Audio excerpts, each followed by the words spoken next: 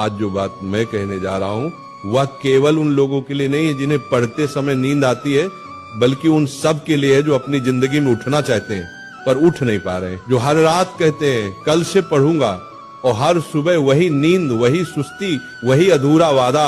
जागना सिर्फ आंखों से नहीं, आत्मा से जरूरी है।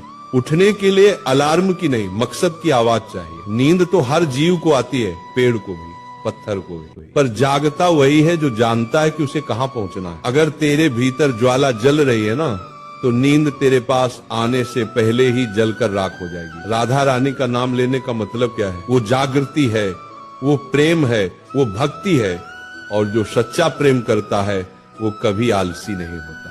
तू कहता है पढ़ते वक्त नींद आती है, क्यों आती है बेटा? क्योंकि तू पढ़ाई से प्रेम नहीं करता, तू सिर्फ डर से पढ़ता है, और जो डर से चलता है वो कभी दौड़ नहीं सकता। एक पल सोच, तुम्हारे पिता क्यों नहीं थकते? क्यों नहीं कहते कि आज आराम कर लेते हैं? क्योंकि उनके भीतर का कर्तव्य प्रेम से बड़ा है। तो जब भी पढ़ते वक्त नींद आए ना, एक बार अपनी माँ की थकी हुई आंखें याद करना। उस वक्त तेरा खून खुद उबल उठेगा, क्योंकि माँ बाप की आंखों में नींद नहीं है तो बेटा तुझे भी सोने का अधिकार नहीं है।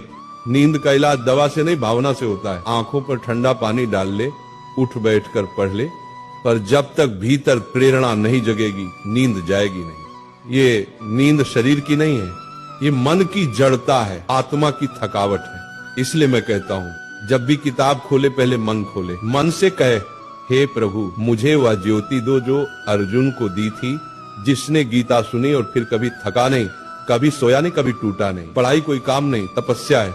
जैसे तस्य मुनि तप करते थे ना, वो जंगल में पत्थरों पर वर्षों तक बैठे रहते थे, वैसे ही विद्यार्थी का तप है। किताबों के बीच बैठना, रातों को जगना, आंखों से आंसू गिरना, फिर भी पन्ने पलटते रहना, क्योंकि जिसने तप किया वही तेज हुआ। तेजस्वी वही बनता है जो नींद को हराता।